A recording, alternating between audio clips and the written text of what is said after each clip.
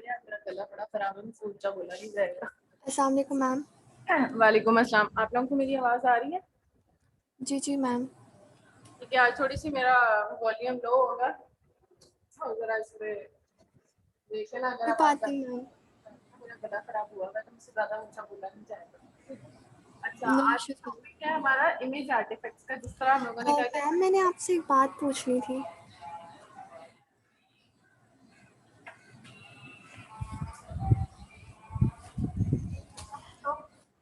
तो ma'am actually ना मैंने मेरे ना दो दिनों से घर में लाइट नहीं आई थी बिकॉज़ हमारे ना घर के पास एक हो रही है, कंस्ट्रक्शन हो रही है, इस वजह से लाइट नहीं आ रही थी मैम। और तो मैंने जब मेरे घर में लाइट आई और मैंने असाइनमेंट सबमिट करवाई है तो 7 आवर्स लेट है वो। असाइनमेंट तो आपकी मैम बात, आप उसे जी आपकी असाइनमेंट बाद में सबमिट हुई है? जी जी मैम, 7 आवर्स लेट सबमिट हुई है, तो आप काइंडली उसे एक्सेप्ट कर लें। आप मुझे प्रूफ के साथ कोई ईमेल कर दो, अगर प्रूफ है आप के ये वैलिड रीजन थे, जिनके जो प्रूफ हो उसके साथ ही, जिनका इवन के पोर्टल पे भी नहीं अपलोड हो सकी थी, ईमेल जिन्होंने की है उनको मैंने कहा था प्रूफ के साथ मुझे इमेज बेशक स्क्रीनशॉट पे, पोर्टल नहीं खुल रहा, वो मुझे वैसे सेंड कर दे। अगर मैम प्रूफ फिर मैं इस चीज़ का कैसे प्रूफ दूँ कि मेरे घर में इलेक्ट्रिसिटी नहीं थी। इस तरह तो बेटा फिर अब पता थोड़ी चलेगा कि क्या चीज़ है, बाकी भी इसी तरह स्टूडेंट हो सकते हैं। आपको या तो पहले सबमिट करवा, उसी दिन जिस दिन सबमिट लास्ट डे था उसी दिन ही आपकी लाइट गई है, उससे पहले करवा नहीं देते। मैम, 2 डेज़ से एक्चुअली पूरे मतलब वेंसडे को लाइट तो गई हुई थी, थर्सडे को भी लाइट गई हुई थी, तो इस तरह हुआ है। चलो देखते हैं, सबमिट हो गई है ना? जी जी मैम, मगर 7 आवर्स लेट है। चलो देख लेती हूँ मैं। प्लीज़ काइंडली उसे एक्सेप्ट कर लें ma'am. Thank you so much. अच्छा, स्टार्ट करते हैं। आज का टॉपिक है हमारा इमेज आर्टिफैक्ट्स के ऊपर। व्हाट आर आर्टिफैक्ट्स हम बात करते हैं, अल्ट्रासाउंड के ऊपर भी हम, रेडियोलॉजी के अंदर भी डिफरेंट आर्टिफैक्ट्स का वर्ड यूज करते हैं। व्हाट इज आर्टिफैक्ट, क्या समझ आती है कि आर्टिफैक्ट क्या है? Abnormal structure. Abnormal structure. Abnormal तो हम लोगों को कोई नॉर्मेलिटी भी, कोई पैथोलॉजी भी हम कह सकते हैं एबनॉर्मेलिटी। मैम आर्टिफैक्ट की हमारे पास जो हमारे पास रियल एनाटॉमिकल स्ट्रक्चर्स है ना, उसके साथ इसकी कोई कोरिस्पोंडेंस नहीं होती। समझ नहीं आती, ठीक है। मतलब इमेज, ये मैम कि इमेज ब्लर होता है। नहीं, वो इमेज, अगर हम लोग इमेज आर्टिफैक्ट को एज अ डिफाइन करेंगे, इसको, इसकी क्या एग्जैक्ट डेफिनेशन क्या होगी वो तो लिखी हुई है अगली स्लाइड में, लेकिन आपको पता हो कि इमेज आर्टिफैक्ट्स वो चीज होती है जो अनवांटेड इमेज है। दैट मींस कि हम इसको कह सकते हैं कि या तो ये मैन मेड हो सकती है मशीन, जो कि पैथोलॉजी नहीं है, वो भी हम लोग कंफर्म कह सकते हैं कि पैथोलॉजी होगी तो पैथोलॉजी जैसी लगेगी, ठीक है।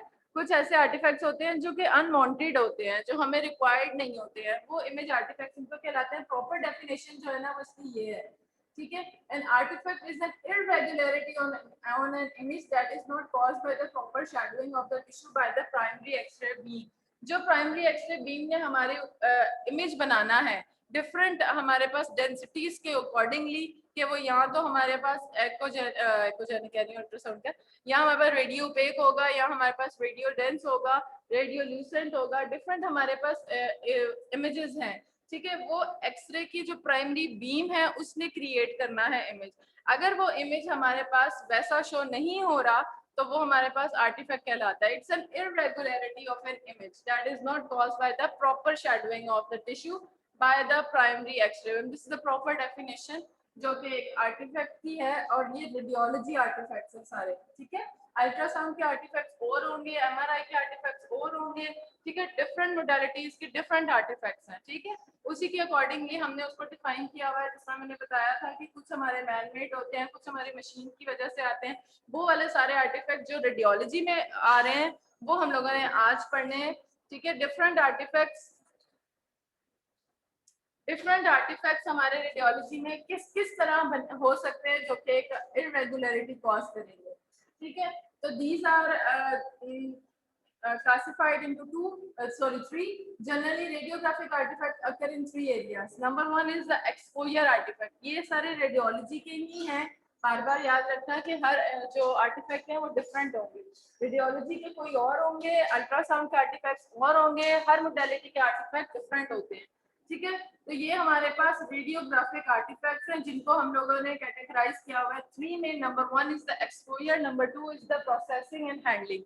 अच्छा, पहले जिस तरह हमारे पास आजकल तो सारा कुछ डिजिटल है ना, डिजिटली वो जो है प्रोसेस होता है डिजिटली, इसीलिए हम लोगों ने आज इसको 2 में डिवाइड किया हुआ है। कुछ आर्टिफैक्ट्स डिजिटल आर्टिफैक्ट्स होंगे और कुछ जो हमारे पास जो पहले एक्सपोजर होता था और उसके बाद हमारे प्रोसेसिंग होती थी और सारा कुछ उससे जो आर्टिफैक्ट्स थे वो पहले ये वाले पढ़ लो। ठीक है, these artefacts are not digital, और इनको ये भी इसी तरह 3 में है और डिजिटल जो है ना वो भी इसी तरह 3 में हम लोगों ने इसको क्लासिफाई किया हुआ है। तो इनसे क्या समझ आती है, नेम से क्या समझ आती है, एक्सपोजर आर्टिफैक्ट्स किसके टाइप के हो सकते हैं? मैम ओवर एक्सपोजर हो जाएगा तो उसकी वजह से भी हमें हो सकता है, या अंडर एक्सपोजर हो जाएगा तो उसकी वजह से भी हमें आर्टिफैक्ट मिल सकता है, या मशीन में कोई प्रॉब्लम आ गई है प्रोसेसिंग में तो उसकी वजह से हो सकता है। ये हमारे पास टेबल है, ठीक है, इस टेबल को आपने याद करना है। ठीक, इसी तरह इसका डिजिटल का भी छोटा सा लेक्चर है, बस ये याद करना है आप लोगों ने कि इमेज आर्टिफैक्ट्स हैं तो वो कौन से डिजिटल कौन कौन से हैं और दूसरे हमारे पास कौन से हैं। ये जो हमारे पास स्क्रीन फिल्म रेडियोग्राफी जो पहले यूज होती थी उसकी जो है ना एक्सपोजर सॉरी आर्टिफैक्ट्स है जिनको 3 में categorise. Number 1 is the exposure artefact, processing and handling. Processing और हैंडलिंग तो नेम से बता रहे हैं कि जब हम लोगों की प्रोसेसिंग होती थी उस दौरान जब डेवलपिंग हुई और उसमें बहुत चांसेस होते थे आर्टिफैक्ट्स के। क्यों? आप क्योंकि खुद मैनुअली उसको डेवलप कर रहे हो, उस इमेज को, उसको आप लोगों ने उसके अंदर डेवलपर में डाला, फिर ड्राई किया, उसके अंदर हाथों के निशान लग सकते हैं, डर्ट के निशान आ सकते हैं, कुछ भी ऐसे। प्रोसेसिंग में तो बहुत आर्टिफैक्ट्स आते थे। उसके बाद आपके हैंडलिंग एंड स्टोरेज आर्टिफैक्ट्स बहुत ज्यादा ये भी मैनुअल के अंदर आते थे कि आपने केसेट्स जो रखी हैं वो ड्यू टू टेम्परेचर एक जगह पड़ी रही हैं, उन पे जो है लाइंस आना स्टार्ट आ गई हैं। ठीक है, ये सारे जो थे वो हैंडलिंग थे। मतलब आपने प्रॉपर उनको ऐसी जगह पे नहीं रखा कि एक एक्सपोजर लाइट का होता रहा, उसको सन का एक्सपोजर मिल गया या कुछ ऐसा जिसकी वजह से फिल्म जो है वो खराब हो गई है। ठीक है, आपने प्रॉपर उनको एक स्टोरेज आर्टिफैक्ट जिसको कहते हैं। तो सबसे इम्पोर्टेंट क्या है एक्सपोजर आर्टिफैक्ट्स। एक्सपोजर आर्टिफैक्ट्स वो आर्टिफैक्ट हैं जो कि हमारे मैन मेड आर्टिफैक्ट्स भी इनको कह सकते हैं। ठीक है, उसमें नंबर 1 आते हैं मोशन आर्टिफैक्ट जो कि इम्प्रॉपर पेशेंट पोजीशनिंग की वजह से होगा, wrong screen film match, poor screen contact, double exposure, verb cassette या इम्प्रॉपर ग्रिड पोजीशन। अब इनको 1 बाय 1 जो है ना हम लोग अब पढ़ते हैं। What is exposure artefact? Define करोगे तो exposure artefact are usually easy to detect and correct because they are man made. ठीक है, हमें पता है। तो इसके अंदर जो 1 बाय 1 हमने कॉस्ट पढ़े थे और उसकी वजह से हम उसको रेडियोग्राफी के ऊपर वो नजर किस तरह के आते हैं। नंबर 1 इम्प्रॉपर पेशेंट पोजीशनिंग होगी तो कैसा नहीं सॉरी पहले हम लोग उसको देखते हैं कि वो स्क्रीन के ऊपर या हमारी फिल्म के ऊपर नजर क्या आ रहे हैं। Unexpected foreign object such as jewellery हमने उसकी रिमूव नहीं करवाई है। ठीक है, और that is caused by the improper patient preparation. For every examination हम लोग कहते हैं कि पेशेंट प्रिपरेशन रिक्वायर्ड है, तो उसके लिए हम पेशेंट हर एमआरआई के लिए आपको पता है मेटालिक ऑब्जेक्ट्स को रिमूव कराना, इसीलिए इस तरह जो है जो हमारी रेडियोग्राफी है इसके लिए हम लोगों ने मेटालिक ऑब्जेक्ट को रिमूव करवाना है क्योंकि वो इमेज के ऊपर हमारे पास आर्टिफैक्ट, कौन सा आर्टिफैक्ट? Exposure artefact. ठीक है, ये मैं क्वेश्चन इन्हीं में से आपको इन टेबल्स में से उठा के दिया करूंगी कि जो है कोई फॉरेन ऑब्जेक्ट है, ठीक है, वो उसका क्या कॉज हो सकता है, ठीक, वो किस तरह का इमेज वहां पे क्रिएट कर सकते हैं। डबल एक्सपोजर क्या है कि reuse of the cassette already expose. जिस तरह मैंने बताया था ना, क्या होता है कि वो जो कैसेट है जब तक आप उसके अंदर से इमेज नहीं निकाल लेते हैं वो प्रोसेसर में डिजिटली तो होता है ना, तो वो कैसेट को सीआर में डालते हैं, प्रोसेस करता है और वो इमेज जो हमारा मॉनिटर पर डिस्प्ले हो जाता है। अब जो कैसेट है वो रीयूज हो सकती है, उसमें से इमेज निकल गया है।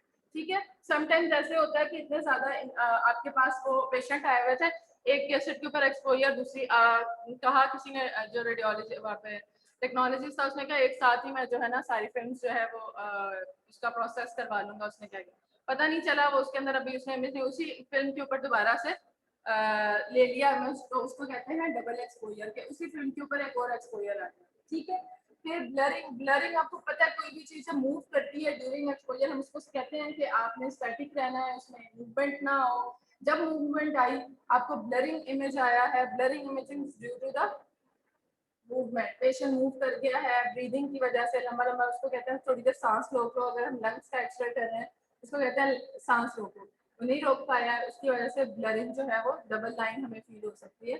This is due to the improper patient movement. फिर हमारे पास ग्रिड कट ऑफ आर्टिकल, ये क्या है? इम्प्रॉपर पेशेंट पोजीशनिंग, वो प्रेपरेशन, ये पोजीशनिंग। आपको पता ना ग्रिड जो है वो नीचे लगी होती है, ठीक है।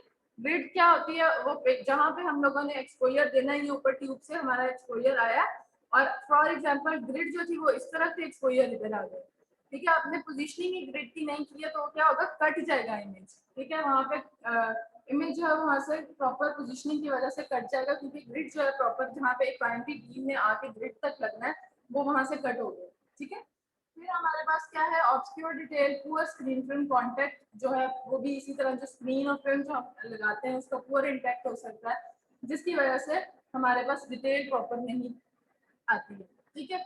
ये सारे कौन से आर्टिफैक्ट्स हैं? These all are exposure artefacts, ठीक है। ये एक्सपोजर आर्टिफैक्ट्स आपको पता होने चाहिए कौन कौन से हैं और वो क्या उनकी कॉज हो सकती है, ठीक है। इमेज को देख के तो आप एग्जैक्टली उसी वक्त बता सकते हो कि ये कौन सा आर्टिफैक्ट है। नंबर 1 क्या है? क्या नजर आ रहा है उस इमेज में आपको? मैम ज्वेलरी पहनी हुई है। उसने चेन पहनी हुई है, कानों में भी कुछ पहना है, इधर उसने अपनी पॉकेट में ग्लासेस रखी हुई थी, चेस्ट एक्सरे है। ये सारे फॉरेन ऑब्जेक्ट्स हैं, ठीक है। ये फॉरेन ऑब्जेक्ट्स की वजह से इम्प्रॉपर पेशेंट प्रेपरेशन, ठीक है। आपकी प्रेपरेशन सही नहीं थी और आपने उसकी ज्वेलरी या कोई भी मेटालिक ऑब्जेक्ट जो है रिमूव नहीं करवाया, तो ये आपको आर्टिफैक्ट्स इस तरह के नजर आ रहे हैं। अच्छा, दूसरा क्या है हमारे पास? Processing artefact. ये आपको पता है, नेम से ही पता चल रहा है कि प्रोसेसिंग की वजह से जो है उसमें आर्टिफैक्ट्स आ सकते हैं। Processing artefacts are eliminated by proper process of QR programme. QR क्या होता है? क्वालिटी कंट्रोल, ठीक है, प्रोग्राम एंड फ्रीक्वेंट क्लीनिंग। अब क्वालिटी कंट्रोल हर हॉस्पिटल में इसको फॉलो किया जाता है, जिस तरह अलारा को फॉलो किया जाता है, इसी तरह कुछ क्वालिटी कंट्रोल के प्रोटोकॉल्स हैं, उनको टेक्नोलॉजी फॉलो करता है। कुछ मशीन्स की क्लीनिंग के लिए लिहाज से, कुछ जो है उसकी कुछ लाइफ होती है कि इस ट्यूब की इतनी लाइफ है, वो सारा क्वालिटी कंट्रोल एक फॉर्म होता है, जबकि एनुअली या बाय एनुअली जो है वो उसको चेक किया जाता है। ये सारे आप लोगों के काम है, जब आप उस डिपार्टमेंट में हो, एमआरआई में हो, तो आपने क्वालिटी कंट्रोल चेक करनी है, ठीक है। अच्छा, ये तो प्रोसेसिंग आर्टिफैक्ट्स आते हैं, और अगर आपने प्रॉपर क्वालिटी कंट्रोल का ख्याल नहीं रखा, उसकी वजह से जो है ये प्रोसेसिंग आर्टिफैक्ट्स आ सकते हैं, ठीक है। तो वो कौन कौन से हैं? एक आ गया गार्डशू मार्क, दूसरा पाइलाइंस आ गया। ये डिफरेंट हमारे पास डर्ट, ग्रे फोग, ये डिफरेंट हमारे पास। कहने का मकसद ये है कि आपके जो प्रोसेसिंग के दौरान अगर कोई आर्टिफैक्ट या फोग है, ठीक है, आपने जो है ड्यूरिंग प्रोसेस, ये मैनुअल की बात कर रही हूँ, डिजिटल के लिए पहले होता था ना आपका वो जो डार्क रूम था जिसके अंदर प्रोसेसिंग होती थी, उसको बड़ा, उसके अंदर आर्टिफैक्ट आने के बड़े चांसेस है। लाइट आ गई, ठीक है, उनको डार्क रूम इसीलिए रखा जाता था कि वहाँ पे एक्सपोजर ना हो सके किसी लाइट का, ठीक। फिर ये जो पाई लाइंस है, डर्ट और chemical stains on the roller, जो रोलर लगे होते हैं वहाँ पे, ठीक है, उसके ऊपर कोई लाइंस आ गई हैं, प्रॉपर क्वालिटी कंट्रोल का ख्याल नहीं रखा गया, क्लीनिंग का ख्याल नहीं रखा गया, और उसने क्या किया, जब प्रोसेसिंग हुई है तो फिल्म के ऊपर लाइंस आना स्टार्ट हो गई है, ठीक है। तो ये मैं आपको इमेज दिखाती हूँ, ये देखो, ये पाई लाइन इस तरह कहते हैं, ठीक है, फिल्म के ऊपर आपको लाइंस आ रही। आप कहते देख के साथ कह सकते हो कि these are artefacts, not normal image, not pathology, ठीक है। ये कोई मशीन के अंदर कोई डर्ट आ गई है, डर्ट की वजह से उसके ऊपर स्टेन्स आ रहे हैं, ठीक है। ये जो लाइंस इस तरह आ रही हैं, this is due to the roller जिसके अंदर इस तरह की लाइंस थी, पाई लाइंस इनको कहते हैं। नंबर लास्ट जो है हैंडलिंग एंड स्टोरेज आर्टिफैक्ट। ये भी नेम से आपको बता रहे हैं कि proper facility design has produce. ये कैसे हम इनको एलिमिनेट कर सकते हैं, ये इस तरफ ये बताया गया, उसको क्वालिटी कंट्रोल से। इफ आई आस्क के प्रोसेसिंग आर्टिफैक्ट को कैसे हम एलिमिनेट कर सकते हैं due to proper quality control, और इनको कैसे कर सकते हैं, डिजाइन किया जाता है to reduce facility design has reduce handling and storage artefact. आप प्रॉपर उसकी हैंडलिंग करो, प्रॉपर उसको स्टोरेज करो, कितने टेम्परेचर पे हमने रखनी है। अब ये वैसे ही जो है वो सब कुछ खत्म हो गया है, पहले बहुत केयर करनी पड़ती थी क्योंकि मैनुअल है, तो डार्क रूम्स का ख्याल रखना पड़ता था, केसेट्स जहाँ पे पड़ी होती थी उनका ख्याल रखना पड़ता था। तो ये जो लाइट और एक्सरे रेडिएशन हो, प्रेशर और टीक मार्क्स, ये एक के ऊपर एक, एक के ऊपर एक आपने केसेट्स रखी है, उसके ऊपर प्रेशर मार्क्स आ गए हैं, ठीक है, वो फिल्म के ऊपर जो आपने प्रॉपर उसकी हैंडलिंग नहीं की या स्टोरेज नहीं की, जहाँ पे केसेस पड़ी है, वो ये आर्टिफैक्ट्स उस वक्त आते थे। तो क्वालिटी को हम बेहतर या कैसे कराते हैं, आप ये जब भी अपने रेडियोलॉजी डिपार्टमेंट में जाओगे बड़े हॉस्पिटल्स में, क्वालिटी एश्योरेंस और क्वालिटी कंट्रोल का वर्ड बार बार सुनोगे।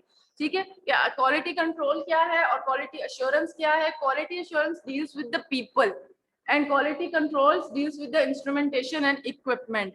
ठीक है, आपने इश्योर करना है कि जो क्वालिटी है वो बेहतर कैसे हम बनाए जा सकते हैं, कि जो पीपल, जो भी पेशेंट हैं या खुद हैं हम लोग, उसके आपने प्रॉपर पेशेंट प्रेपरेशन की है उसमें से, और क्वालिटी को बेहतर बनाया। आपने इमेज बनाना है ना, तो उसके लिए हम लोग जो एश्योरेंस है, इश्योर करना है कि आपने जो है कैसे उसको और बेहतर इमेज को बनाना है। तो that deals with the people. आप अगर कोई कह रहा है कि आपका जो हेड ऑफ द डिपार्टमेंट है कह रहा है कि अपनी क्वालिटी एश्योरेंस बेहतर करो, तो you should know what are quality assurance, क्या उसके लिए प्रोटोकॉल्स आप फॉलो करोगे तो आप इसको बेहतर कर सकते हो। ठीक है, फिर आपके पास जो फॉर्म आता है एनुअली और आपके डिपार्टमेंट से रिपोर्ट जाए और पूछा जाए कि आपका तो क्वालिटी कंट्रोल के इतने मतलब गलत वो आ रहे हैं, मार्क्स आए हैं, आपने क्वालिटी कंट्रोल बेहतर नहीं किया, वो सारे जो आपके फॉर्म होता है वो आपने फिल करना होता है, एनुअल होता है, डिफरेंट वो फॉर्म्स आपके डिफरेंट हॉस्पिटल्स में, या आपने चेक करनी होती है हर चीज, मशीन की भी। ठीक है, तो quality control deals with instrumentation and equipment, कि आप जिस डिपार्टमेंट में जिस मोडालिटी पे आप काम कर रहे हो, एमआरआई पे कर रहे हो, सिटी पे कर रहे हो, तो उसकी क्वालिटी कंट्रोल आपके जिम्मे है। ठीक है, आपने उसको चेक करना है, वो फॉर्म होता है वो आपने फिल करना है, आपने चेक करना है, उसकी ट्यूब चेक करनी है, उसके कॉलीमीटर्स चेक करने हैं, ग्रिड्स चेक करनी है, वो विद टाइम। और जरूरी नहीं है कि आपने जो है ना उसको खोल के खुद चेक करने लग जाओ।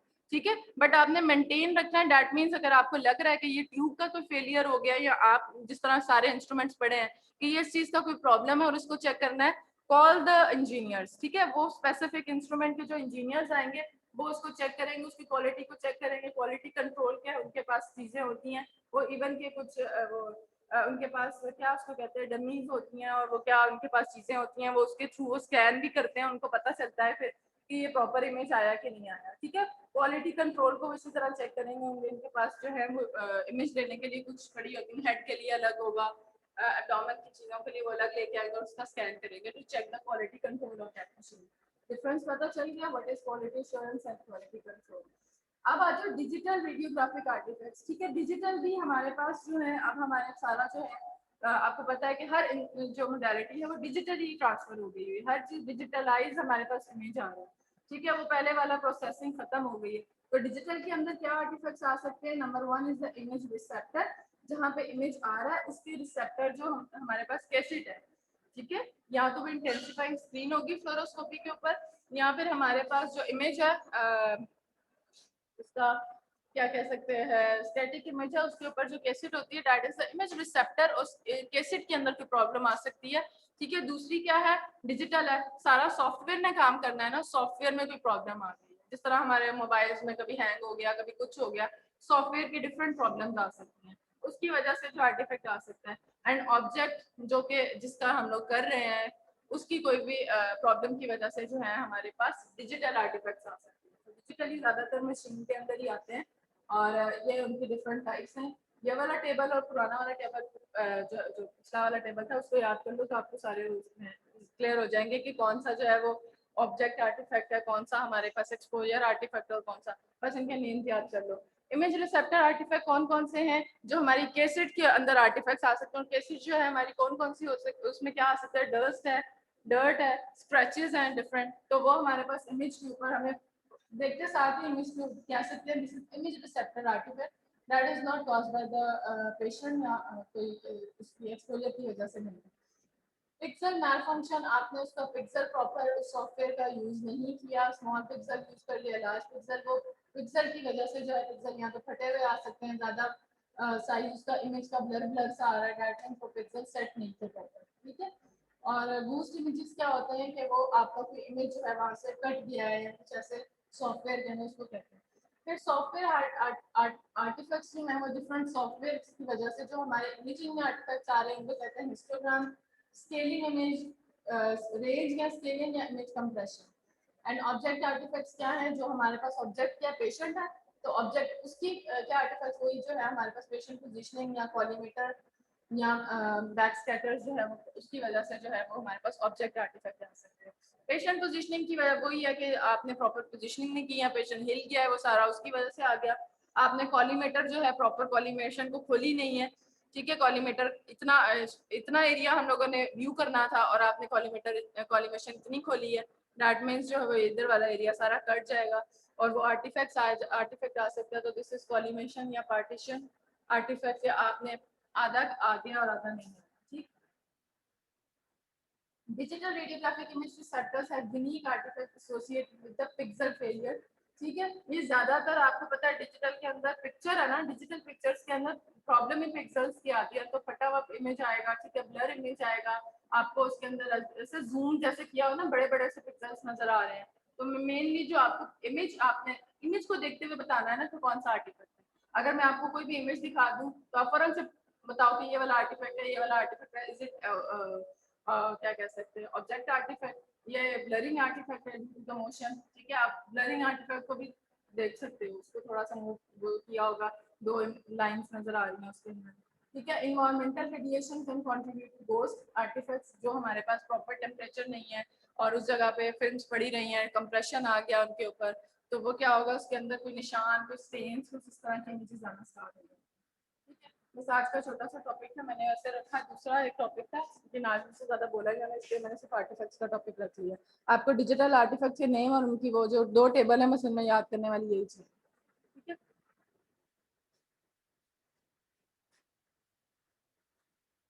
अच्छा, ये सारे रेडियोलॉजी के, रेडियोग्राफी के आर्टिफैक्ट्स हैं, तो मैं बार बार कह रही हूँ, जो अल्ट्रासाउंड के आर्टिफैक्ट्स हैं वो अल्ट्रासाउंड वाले में तो पढ़ने, बल्कि आपने जर्नल में पढ़े होंगे, पढ़े हैं ना, डिफरेंट टाइप्स के आर्टिफैक्ट्स हैं उसके अंदर। तो यस मैम। वो वाले आर्टिफैक्ट्स हैं जो यूजफुल आर्टिफैक्ट्स उनको कहते हैं। अगर मैं वाइवा क्वेश्चन पूछूं what are useful artefacts ultrasound के, तो you should know posterior shadowing and posterior enhancement are useful artifacts हैं, वो artifacts हैं but they are useful, so we can differentiate between a cyst and a solid structure, ठीक है। ये हमारे पास useful artefacts हैं। इसके अलावा हमारे पास वहाँ पे भी डिफरेंट रिवर्बरेशन आर्टिफैक्ट हो गया, वो आगे तो फ्लूइड बहुत ज्यादा पड़ा हुआ है उसकी वजह से आ गया, ठीक है।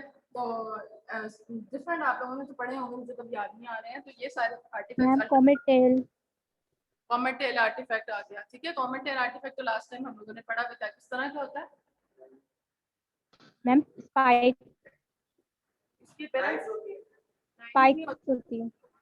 कौन की तरह होता है, इसका मैंने क्या एग्जांपल दी थी कि वो जो बर्फ के अंदर बर्फ जब पिघलती है तो वो उस तरह करके वो आपकी कोन की तरह की appearance देता है, ठीक है। जहाँ पे यूं ट्रायंगुलर से इस तरह कोन से आपके व्हाइट कलर की नजर आ रही है, तो वो आपके पास कॉमन टेल आर्टिफैक्ट होती है, ठीक है। वो डिफरेंट और उसकी मैलिग्नेंसी के अंदर होते हैं या बिनाइन के अंदर, वो लास्ट टाइम हमने लेक्चर में पढ़े थे कि अगर ये चीजें अगर नजर आ रही हैं तो वो क्या रिप्रेजेंट कर रही हैं, वो रीजन बिनाइन है या मैलिग्नेंट है, ठीक है। कुछ हमारे पास यूजफुल आर्टिफैक्ट्स होते हैं जो हम कंफर्म डायग्नोसिस के लिए यूज हो रहे होते हैं, ठीक है। तो वो इफ आई आस्क ये वाला जो है आर्टिफैक्ट किसके लिए, for example comet tail artefact है, ठीक है, वो बिनाइन में होते हैं या मैलिग्नेंट में होते हैं, ठीक है। लास्ट लेक्चर उन्होंने पढ़ा हुआ है 9 में। हमारे पास कुछ ऐसे वो कहते हैं edge shadow artefact, edge shadow artefact पढ़ा। एजिस पे जो है वो पहले तो पूरा शेडो नजर आता है ना किसी सॉलिड स्ट्रक्चर के पीछे, पूरी जगह ब्लैक, कुछ होते हैं लीजन हमें गोल राउंड नजर आ रहे हैं लेकिन उनके सिर्फ एजिस से शेडो नीचे जा रहा होता है, दोनों साइडों पे एजिस से नीचे लाइंस जा रही हैं, जिसको कहते हैं एज शेडो आर्टिफैक्ट, ठीक है। वो किन रीजन्स के अंदर जो है एज शेडो आर्टिफैक्ट आता है, रिवर्बरेशन आर्टिफैक्ट किन में आता है, ठीक है। तो ये सारे आर्टिफैक्ट्स तो बेसिकली आपने पढ़े ही हुए हैं, जर्नल आपने जो है रिवाइज कर लेना, अगर मैं फाइनल में पूछूंगी ये ना कहना कि मैं लास्ट में आता है। ठीक हो गया।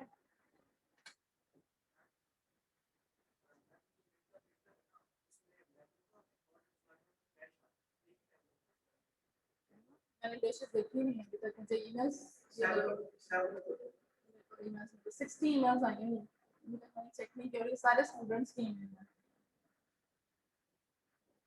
मुझे अभी सुबह आते साथ ही पता चल गया कि डेशेस आ गई है, कल मेरा ऑफ था तो मैं कल नहीं आई थी, तो मैंने ईमेल्स भी नहीं चेक की, तो कल मुझे आते साथ ही पता चल गया कि जनाब डेशेस आ गई है, और इसकी वजह से धड़ाधड़ ईमेल्स, और कुछ से 1-2 ईमेल्स पढ़ी हैं उससे पता चला कुछ क्लैशेस आए हैं, तो क्लैशेस तो आपके आप नाम से रिजॉल्व करेंगे क्योंकि उन्होंने टाइमिंग मैंने तो देखी भी नहीं है कि इस दिन पेपर है हमारा 7 को, 6 को मेरा ख्याल मस्को टाइटल वालों का या रीजनल वालों का, रीजनल का जाता है। अच्छा, विदाउट गैप्स आ रहे हैं 6, 7, 9, एक दिन का गैप है, आप लोगों को गैप आ गया। मेरे ख्याल मस्कुलोस्केलेटल वालों को मैंने ईमेल पढ़ी थी, उन्होंने कहा हमारे विदाउट गैप पेपर आए 6-7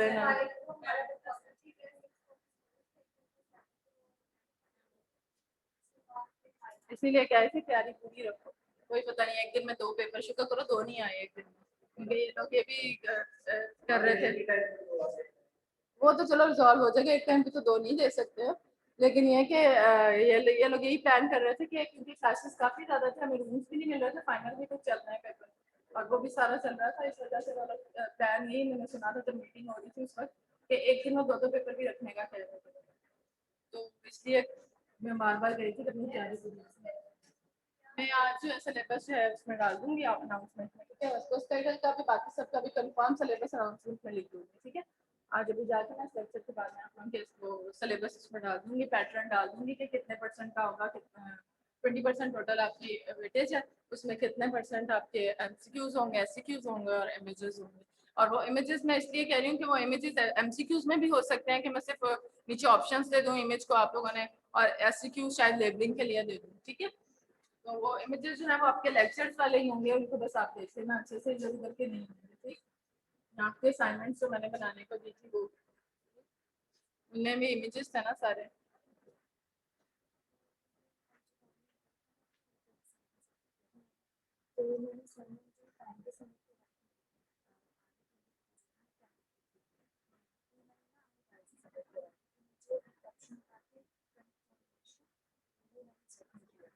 वो अगले दिन जब मैं मिस करते थी लैपटॉप भी करवा रही थी ना, तो वहाँ पे मुझे नजर आया कि तो नीचे मैंने ये देखा ना, इसके नीचे भी आता कंफर्म सबमिशन, मैंने ढूंढी कि वो जून 10 को पीटीआर को बताया, तो जब मैंने कंफर्म सबमिशन किया तो वो आ गया, बहुत सबमिट किया मैंने उसमें।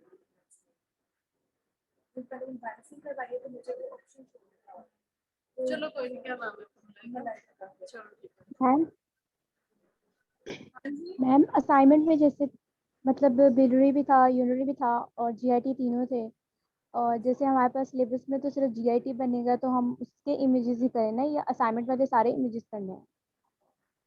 असाइनमेंट में मुझे समझ नहीं आई, इमेजेस जो मैंने आपको बोला था जिनकी डेफिनेशंस नहीं लिखी थी हमने उनको डिफाइन करना था, ठीक है। जिनकी नेम्स लिखे हुए थे सिर्फ, और आपने डिफाइन करना था कि इमेज किस चीज़ का है और इसको क्या कहते हैं, ठीक है। उसको बस आपने डिफाइन करना था, साथ इमेज लगा देना। सिर्फ जीआईटी वाले ही होंगे ना, क्योंकि 1 to 10 है। नहीं, मैंने आपको सारे बोले थे, जीआई हो गया, जितने भी फ्लोरो के प्रोसीजर्स थे सबके। मैम मैं मिड की बात कर रही हूँ कि मिड में जैसे 1 to 10 लेक्चर्स है ना, तो उसमें सिर्फ जीआईटी ही बनता है, तो फिर हम जीआईटी की करें? हाँ, वही जितना आपको सिलेबस है उतना ही आएगा, जीआई ट्रैक करते हैं तो फ्लोरो के प्रोसीजर्स जो है वो नहीं इंक्लूड होंगे। मैं फाइनल के लिए बता रही हूँ कि इस तरह के इमेजेस आ सकते हैं, जितना सिलेबस अगर है तो वो उसके अंदर इमेजेस इंक्लूड है, या फ्लोरोस्कोपी तक आपका शायद है सिलेबस ना, तो फ्लोरोस्कोपी के प्रोसीजर्स इंक्लूड नहीं। व्हाट इज फ्लोरोस्कोपी मशीन और वो सारी वो चीजें जो इंक्लूड है, उसके प्रोसीजर्स इन्वॉल्व है।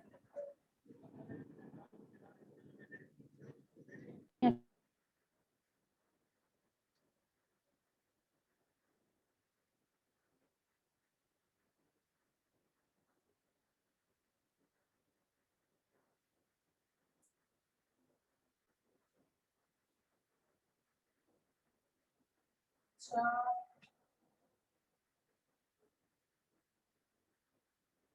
अटेंडेंस का काम।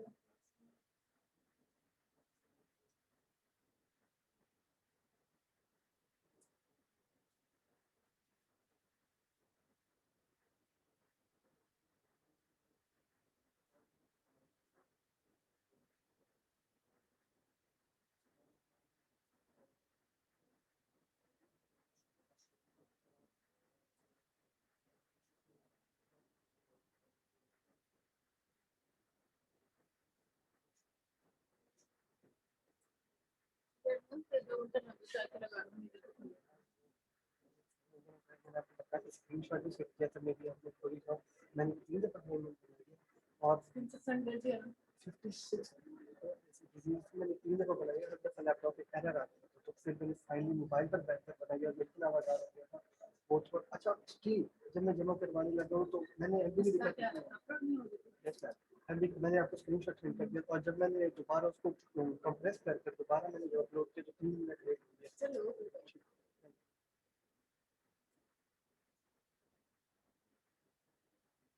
आप लोग की मैंने बता दिया था, एग्जाम से फारिग हो जाओ, फिर फाइनल से भी फारिग हो जाओ, फिर उसके बाद प्रैक्टिकल उसके बाद शुरू करवाएंगे। बेसिक मैंने सारा प्रैक्टिकल करवा दिया हुआ है आप लोगों को, ठीक है।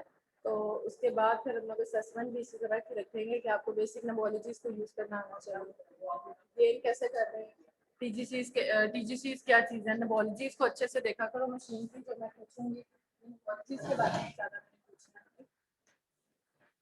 इसके अलावा जो भी क्वेश्चन है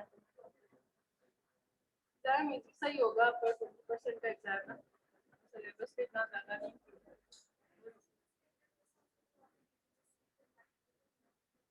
अल्ट्रासाउंड के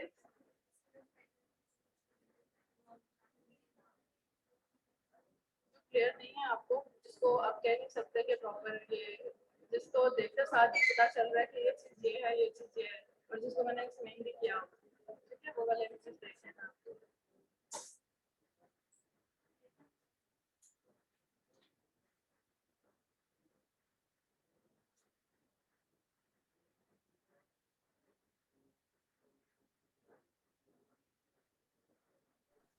मैम लीव कर दे।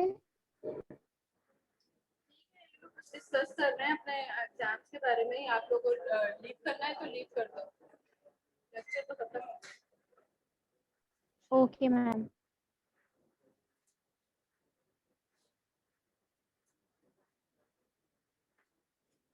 गया।